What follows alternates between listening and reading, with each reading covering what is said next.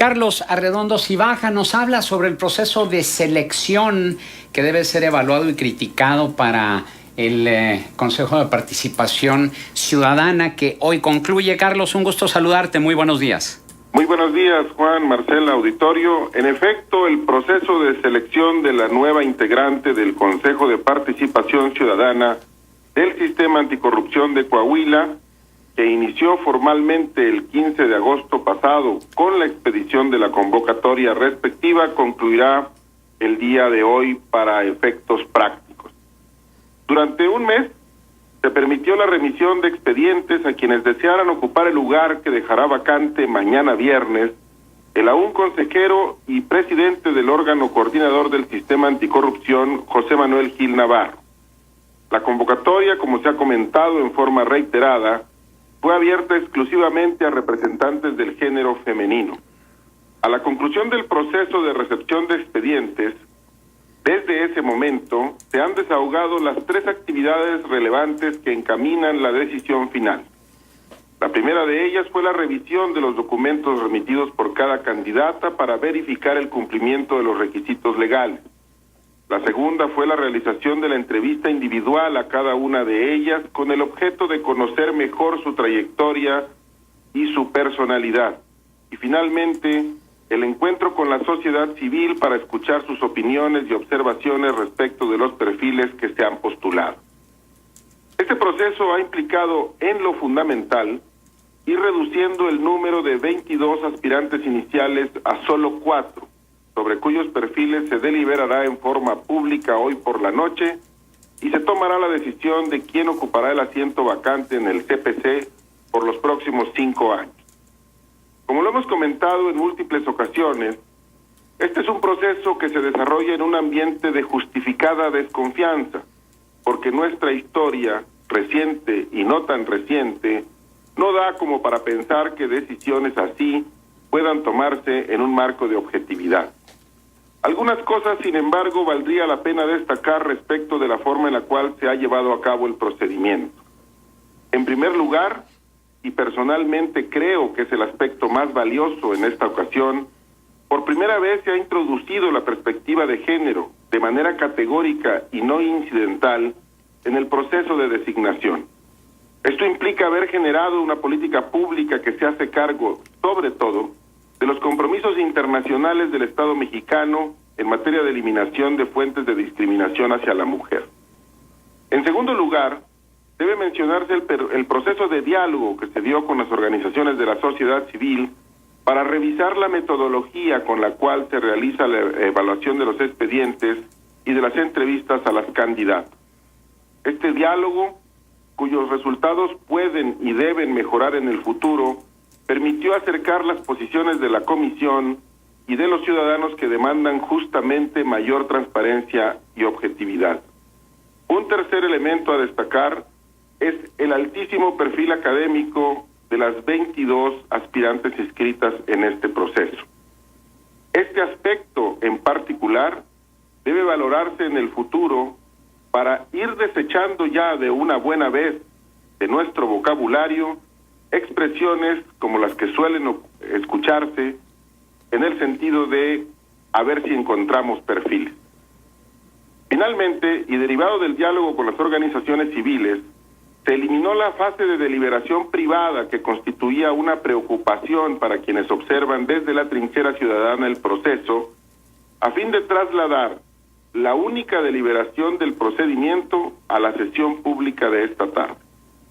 Es preciso decir desde luego que más allá de las mejoras en el proceso de selección que se han incorporado este año, el análisis crítico sobre el tema no solamente es posible, sino deseable. Personalmente estoy convencido de que sin importar lo bien que se hagan las cosas, siempre es posible hacerlas mejor. Me atrevo solamente a sugerir que el proceso de análisis pueda darse en un clima de rigor y objetividad, pues solo de esta forma la crítica transita de ser necesaria a ser útil. Hasta aquí el comentario. Ahora, después de haber analizado toda la documentación que presentaron, el currículum de cada una de las participantes, después de haber tenido la entrevista con cada una de ellas, y después de esta socialización con organismos cívicos y con ciudadanos, ¿cuál será el criterio o qué es lo que va a predominar para dar la selección final, Carlos? Bueno, qué buena pregunta, Juan, porque lo que hizo todo este proceso que les acabo de narrar es ir decantando la lista para al final contar con 4 perfiles que, lo que no hay duda a estas alturas del procedimiento, salvo que surgiera una prueba en contrario, es que las 4 candidatas que están en la fase final del procedimiento cumplen todos y cada uno de los requisitos que exige la ley. Que cada una de las 4 candidatas posee experiencia, diferenciada por supuesto, en los temas que tienen que ver con el trabajo que se va a desempeñar en el Consejo de Participación Ciudadana. Que cada una de las 4 candidatas tiene una visión clara de lo que se requiere hacer desde el Consejo de Participación Ciudadana en vinculación con la sociedad civil, en desarrollo de estrategias internas para la articulación del sistema, en realización de indicadores de gestión que permitan evaluar objetivamente el trabajo de todo el sistema. Es decir, tenemos 4 candidatas que cuentan con los requisitos suficientes. Yo personalmente te diría, veo 2 bloques, por así decirlo, en las candidatas. 2 candidatas que tienen una fuerte vinculación con los organismos de la sociedad civil y 2 candidatas que tienen un muy fuerte perfil de experiencia práctica en el sector público fundamentalmente, y un perfil académico muy robusto. ¿Cuál de las 2 cosas es más deseable? No sé cuáles sean los elementos que mis demás compañeros tengan, pero digamos, mi proceso de discernimiento en torno a esta decisión pasa por analizar los elementos que que diferencian más bien a las candidatas y eso contrastarlo contra el perfil que se requiere dentro del sistema. Me parece, en términos generales, que, salvo la opinión que pudiera haber en contrario, los 4 perfiles son 4 perfiles muy sólidos. Creo que el proceso de selección de este año ha permitido ir viendo paulatinamente cómo se va decantando la lista original y que tenemos 4 perfiles muy interesantes para decidir entre ellas. Voy a replantear mi pregunta, Carlos. Hay 2 criterios, uno objetivo que tiene que ver con el análisis de la currícula de cada una de ellas, y lo objetivo sería a ver quién de todas estas, de la terna de 4, si se me permite la expresión, tiene mayor currícula o mayor experiencia, capacidad y tiempo en lo que se requiere para cumplir con este perfil. Y luego, lo que tiene que ver ya con la entrevista que se tuvo con ustedes, con el Consejo, que bueno, ahí se dio una calificación en la que se dijo quién había obtenido la calificación más alta, quién en segundo, quién en tercero, etcétera. Ahí sería objetivo la calificación, y luego ya en tercero sería con los organismos de la sociedad civil y los ciudadanos la entrevista que se tuvo con cada una de ellas. ¿Quiere decir que ya en la decisión que tomen ustedes va a privar un carácter subjetivo, o será tomando en consideración todos esos elementos que podría hablarnos ya de una finalista que llegara a ocupar el cargo que hoy ostentaba Manuel Gil Navarro? No, creo que lo has dicho muy bien, Juan. A ver, en todos los procesos de selección de personas, digamos, hay un largo desarrollo académico en eso, hay un grado de subjetividad. Entonces, toda la parte objetiva que tiene que ver con el uso de una cédula, del uso de una rúbrica que tiene valores específicos que están en la metodología publicada en la página, ese proceso efectivamente, como lo has dicho, ya pasó, ¿sí? Y esto, la decisión que se ha construido hasta aquí, es la parte dura, objetiva, que puede ser verificable y contrastable de manera muy rigurosa porque tiene valores numéricos, ¿sí? Lo que sigue hoy efectivamente tiene más de subjetividad que de objetividad, ¿sí?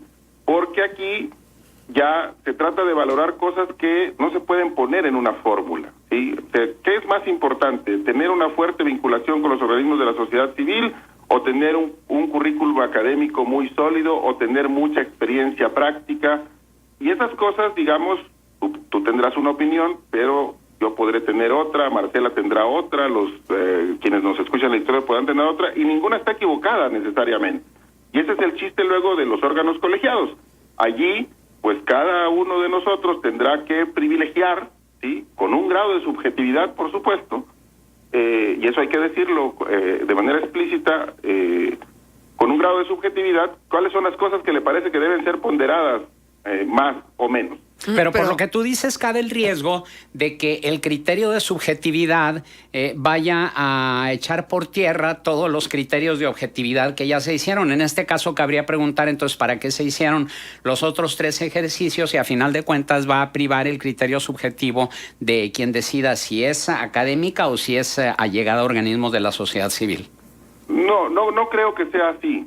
Me parece que la parte objetiva es muy importante y de hecho es la que tiene el mayor peso, porque al final de cuentas han sido los criterios de objetividad los que han reducido la lista. Y entonces el asunto es decir, a ver, cualquiera de las 4 que están, ¿cumple los requisitos? Sí.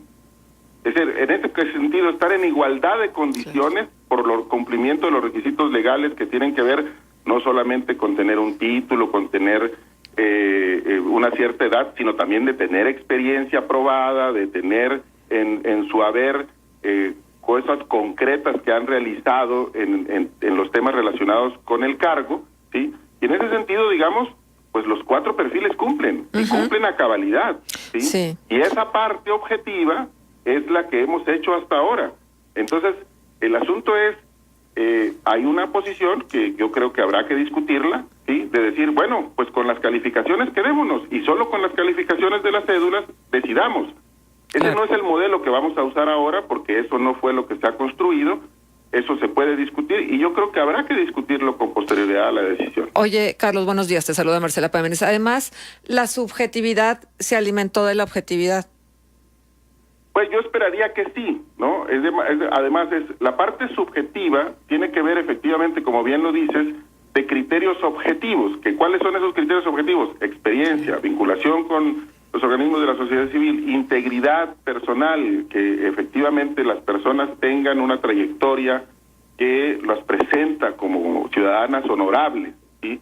Esa parte, me parece, se ha nutrido efectivamente y se va a nutrir de cuestiones objetivas. Pero, digamos, no se le puede decir a un miembro del órgano colegiado que su criterio está equivocado porque le parece que es más importante que la persona esté fuertemente vinculada a los organismos de la sociedad civil o que tenga una sólida experiencia práctica en los temas o que haya publicado papers o haya publicado libros y entonces tenga un reconocimiento en la rama académica. Me parece que todas esas perspectivas son correctas y habrá que ver cómo en el contexto del órgano colegiado que es la comisión, esas subjetividades individuales construyen la mejor decisión colectiva. Ahora, déjame preguntarte algo. Llamó mucho la atención la presencia de un consejero nacional del Comité de Participación Ciudadana del Sistema Nacional Anticorrupción. La presencia de estas figuras en el foro tuvo un valor añadido, es decir, ¿tiene un peso especial particular? Pareciera que no es necesario aclararlo, pero lo voy a hacer porque no quiero arrastrar en esto que voy a decir a mis demás compañeros. Lo que voy a decir a continuación es una opinión estrictamente personal, una perspectiva de Carlos Arredondo, que tiene una posición respecto a la presencia de José Octavio López Presa en el foro de consulta. Yo personalmente creo que, por decirlo menos, es un error táctico que alguien que está en el Consejo Nacional de Participación Ciudadana se presente en un proceso como este en la forma en la que él lo hizo. Creo que valdrá la pena que en el futuro los órganos de selección del país, el órgano nacional, los estatales, dialoguen respecto de cómo se pueden dar interacciones que sean útiles para los procesos que cada órgano tiene que desarrollar. Creo que este ánimo de venir a plantear, vengo a decirles cómo deben hacer las cosas porque yo sí sé. Me parece inoportuno, impertinente, diría yo, pero insisto, esa es mi opinión personal, es solo mi opinión, no es la opinión de la comisión, y yo voy a hacer una propuesta concreta en relación con este episodio en particular. Veremos qué dice el resto de la comisión respecto de esta propuesta concreta que voy a hacer. Muy bien, Carlos Arredondo Cibaja, nuestro agradecimiento por tu participación. ¿Algún punto de contacto? Me pueden encontrar en Twitter como @cibaja3 y en Facebook como Carlos Alberto Arredondo. Antes que te vayas, Luis Alberto Vázquez nos escribe lo siguiente: la espada de Damocles sobre el comité será la ética demostrada por las candidatas y la ciudadanía estaremos pendientes sobre la decisión y los juzgaremos con base en ello. Bueno, pues creo que podrán estar tranquilos todos los ciudadanos porque me parece que las 4 candidatas cumplen perfectamente los requisitos. Bien.